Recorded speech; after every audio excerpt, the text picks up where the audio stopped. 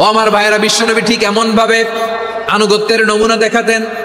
এখানেই শেষ নয়, আম্মা জানা এসে বলেন তাহাজ্জুদের জায়নামাজে দাঁড়িয়ে থাকতে থাকতে ফালাম ইয়াজাল ইয়াবকি হাত্তা বাল্লা লিহিয়াতাহু, আমার নবী কেরাত পড়তে পড়তে কাঁদতে কাঁদতে দাড়ি বেয়ে বেয়ে ওনার পানি ঝরতো। আরেক জায়গায় এসেছে হাত্তা বাল্লা হাজারাহু, নবীর জামা ভিজে যেত চোখের পানিতে। অন্য বর্ণনা এসেছে হাত্তা বাল্লাল আরদা, সিজদায় লুটিয়ে পড়ে যখন বিশ্বনবী কান্না করতেন, বিশ্বনবীর চোখের পানি দিয়ে জমিন ভিজিয়ে যেত, জমিন ভিজিয়ে দিতেন। কি আনুগত্য, কি আনুগত্য! এরপরে নামাজ শেষে দোয়ার মধ্যে বিশ্বনবী বলতেন আল্লাহুম্মা ইন্নী আবদুক, ও আমার আল্লাহ আমি আপনার দাস, ওয়াবনু আবদিক, দাসের ঘরের দাস, ওয়াবনু আমাতিক, দাসীর ঘরের দাস। সুবহানাল্লাহ, কি বিনয়! দোয়াতে বলতেন আল্লাহ আমি আপনার দাস, দাসের ঘরের দাস মানে আমার বাবা আব্দুল্লাহ আপনার দাস, দাসীর ঘরের দাস মানে আমার মা আমিনা আপনার দাস। সুবহানাল্লাহ।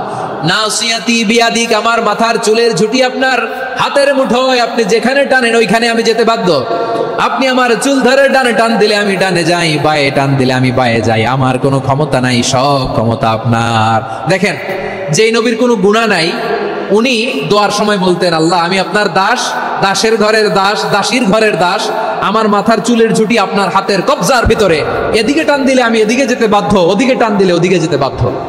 যেই নবীর কোনো গুনাহ নাই নামাজে দাঁড়িয়ে থাকতে থাকতে পা ফুলায় ফেলতেন।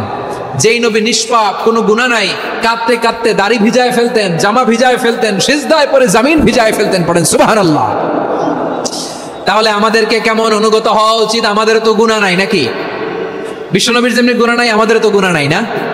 গুনাহ টুনা আছে আপনাদের? হ্যাঁ, যে বিশৃঙ্খলা করতেছেন গুনাহ তো নাই আপনাদের?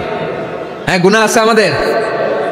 গুনাহ নাই কার? দেখে হাত তোলেন তো, যে হুজুর আমি কোনোদিন কোনো পাপ করি নাই, নিষ্পাপ, বেগুনা, মাসুম, জান্নাত থেকে পালায় আসছি। জান্নাত থেকে পালায় আসছেন এরকম কে আছেন দেখি তো?